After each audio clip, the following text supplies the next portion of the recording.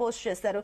ఏంటి అబద్ధము, మీరు ఎంత దాచాలనుకున్న దాగదు, దశాబ్దంలో 3 times పెరిగింది అని కేసీఆర్ పాలన గురించి చెప్పకనే చెప్పారు. కాబట్టి సో ఓవరాల్ గా ఏం చెప్తారు? సక్సెస్ అటు కేసీఆర్ అయ్యారనుకోవాలా, లేదంటే Congress government 2 years ruling the success అయిందా?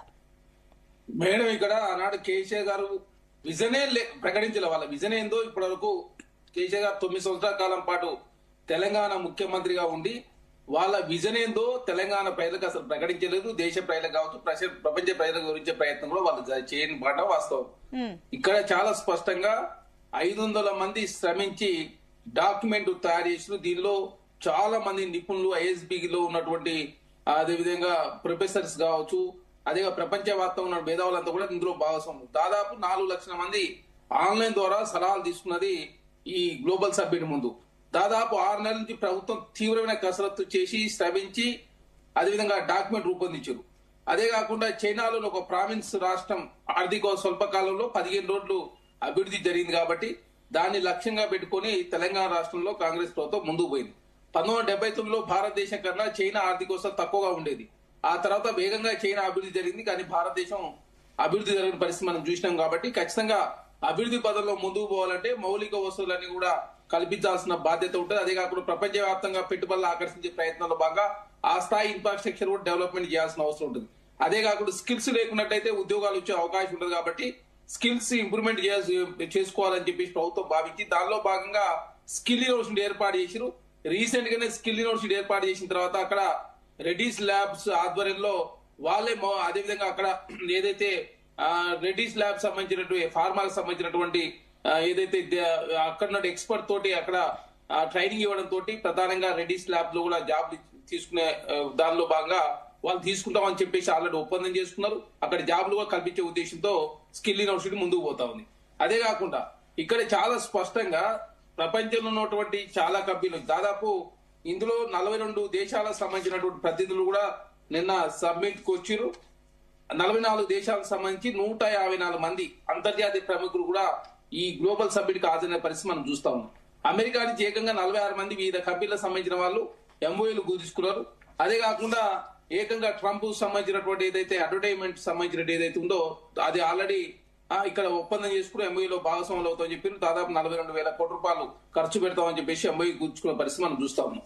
అదే కాకుండా ఇప్పుడు బీఆర్ఎస్ పార్టీ చెప్తుంది ఐటీని వాళ్ళే తెచ్చినట్టు, ఐటీ ఆయనలోనే డెవలప్మెంట్ అయినట్టు, భారతదేశంలో 2వ స్థానంలో వాళ్ళ ఆయనలోనే ఉన్నట్టు, ఇప్పుడు ఐటీ ఏదో మొత్తం దిగజారిపోయి ఐటీ మొత్తం కొలాప్స్ అయినట్టు బీఆర్ఎస్ పార్టీ మాట్లాడుతూ ఉంది.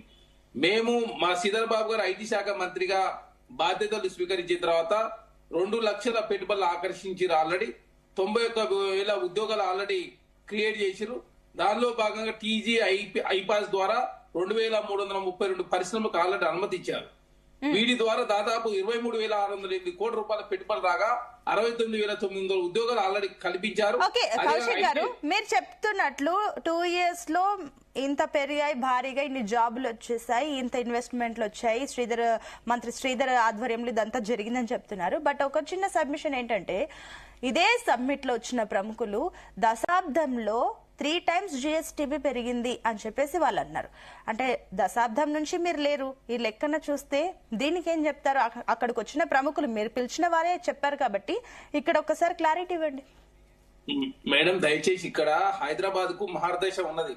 కేసీఆర్ గారు ఇప్పుడు ఏనాడు ఇట్లా సబ్మిట్లు పెట్టకున్నా కూడా హైదరాబాద్ రావాల్సిన పెట్టుబడులు ఎక్కడ ఆగలే. కాకపోతే కేసీఆర్ గారు ఆ వాతావరణం క్రియేట్ చేయలే కదా.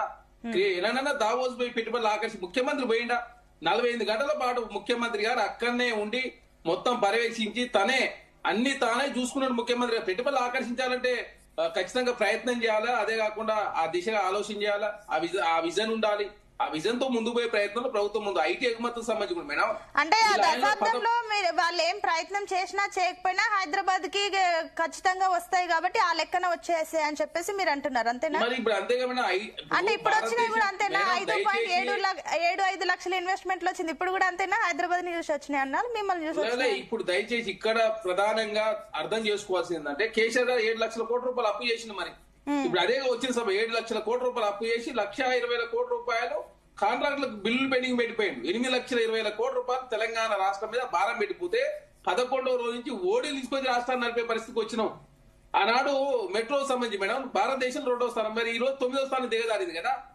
ఒకనాడు పబ్లిక్ ట్రాన్స్పోర్ట్ 35% ఉంది, ఈ రోజు 25% దిగజారింది కదా.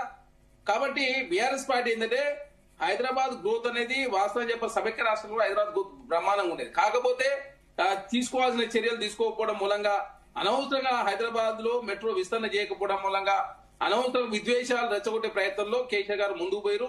కేంద్ర సహకారం తీసుకోలేదు. అదే కాకుండా ఓన్లీ ఇరిగేషన్ ప్రాజెక్టులలో పెద్ద ఎత్తున అవి కమిషన్ వచ్చే ప్రాజెక్టులు మాత్రం చేపట్టారు. తెలంగాణ రాష్ట్రానికి ఏ లక్ష్యాల కోసం అయితే తెలంగాణ రాష్ట్రం ఏర్పాటు చేసుకున్నా ఆ లక్ష్యాలు నెరవేరలే. ITR project వెనుకపోయింది. ఏదైనా ఐటీఆర్ ప్రాజెక్ట్ వచ్చి ఉంటే భారతదేశంలో ఐటీ రాజధాని ఇవాళ నెంబర్ 1 గా తెలంగాణ హైదరాబాద్ ఉండేది. ఇవాళ నెంబర్ 2 ఉన్నాము. బెంగళూరు తర్వాత హైదరాబాద్ నెంబర్ 2 ఉన్నది. కాబట్టి ఒక ప్లానింగ్ తోటి ఆనాడు కేసీఆర్ గారు ముందుకు పోలేదు. ఎంతసేపు విద్వేషాలు రెచ్చగొట్టడు, ఎంతసేపు పార్టీ జాయినింగ్ ఫిరాయింపులు పాల్పడడు, ప్రజాస్వామ్యం లేకుండా చేసుడు, మీడియా మీద ఆంక్షలు విధించుడు, రకరకాల వేలో కేసీఆర్ గారు ముందుకు పోయింది. కాబట్టి తెలంగాణ అంధకారమైంది. అందరినీ కాబట్టి పిలవలేరంట కదా, 57 దేశాలను పిలిచారు కానీ అక్కడ అంతా లోకల్ వాళ్ళే కనిపించారు, 1-2 తప్ప.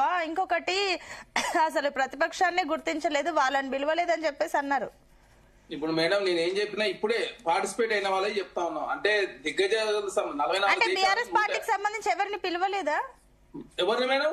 బీఆర్ఎస్ పార్టీకి సంబంధించి ఎవరిని పిలవలేదా మేడం? అధికారం వాళ్ళు ఇప్పుడు ఏమని చెప్తా ఉన్నారు, అది గోబెల్స్ సబ్మిట్ అని చెప్పేసి వాళ్ళు పెద్ద ఎత్తున ఇప్పుడు తెలంగాణ రాష్ట్రంలో దావోస్ పెట్టుబడులు వచ్చినా ఆహ్వానించలేదు. ఇప్పుడు కేంద్ర ప్రభుత్వం భారతీయ జనతా పార్టీ కూడా కిషన్ రెడ్డి గారు ఏమో కేంద్ర మంత్రిగా స్వాగతించాడు. అదే విధంగా కొంతమంది ఏమో వ్యతిరేకిస్తా ఉన్నారు. మీడియా ఏదైతే వాళ్ళ స్పోక్స్ పర్సన్ ఉంటే ఏకంగా వ్యతిరేకించే పరిస్థితి జరుగుతుంది. రామచంద్రరావు గారు కూడా మరి స్వాగతించారు. ఎందుకంటే ఇప్పుడు ఒక భారత ప్రధాని భారతదేశంలో భారతీయ జనతా పార్టీ అధికారులు ఉండొచ్చు కాక, కానీ పెట్టుబడులు ఆకర్షించిన రాష్ట్రం డెవలప్మెంట్ అయినప్పుడు కేంద్రం పెట్టుబడులు వస్తాయి. అదే భారతదేశం కూడా మంచి పేరు వస్తుంది. దానిలో భాగంగా స్వాగతించాల్సిందే. దానిలో భాగంగా కిషన్ రెడ్డి గారు వచ్చారు. ఇంకోటి పార్లమెంట్ సమావేశాలు జరుగుతా ఉన్నాయి. ప్రధానమంత్రి ఆహ్వానించడం వారు రాలేదు. ఆహ్వానించడం మా బాధ్యత, వచ్చుడు రాకపోవడం వాళ్ళ ఇష్టం కదా. దానికి అదేవిధంగా ఎన్డీఏలో ఉన్నటువంటి ముఖ్యమంత్రులు ఆహ్వానించడం, ఎన్డీఏలో లేని ముఖ్యమంత్రులు ఆహ్వానించడం, అదే కాకుండా కాంగ్రెస్ పార్టీ సంబంధించినటువంటి ముఖ్యమంత్రులు వారిని ఆహ్వానించడం, అందరూ ఆహ్వానించే దేశంలో ప్రధానం. ఎందుకంటే దానికి ఒక అంటే ఇక్కడ మీడియా అటెన్షన్ కావచ్చు, ప్రపంచవ్యాప్తంగా ఖచ్చితంగా ఈ విషయం చర్చ జరగాలంటే ఖచ్చితంగా ఆ స్థాయిలో అదేవిధంగా ఆ స్థాయిలో నాయకులు కావచ్చు, పెట్టుబడిదారులు వచ్చినప్పుడే ఆ స్థాయికి గుర్తింపు వస్తాయని ప్రభుత్వం భావించింది. ఆ దిశగా తెలంగాణ రాష్ట్రంలో అడుగులు పడ్డాయి. అదే కాకుండా మాస్టర్ ప్లాన్ చాలా స్పష్టంగా ప్రకటించినాం. ఔటర్ రింగ్ రోడ్ వరకు ఏ విధంతో ముందుకు పోతా ఉన్నాం, ఔటర్ రింగ్ రోడ్ నుంచి త్రిపులార్ వరకు, త్రిపులార్ నుంచి గ్రామీణ స్థాయి వరకు ఏ విధంగా రీచ్ అవుతా ఉన్నాం.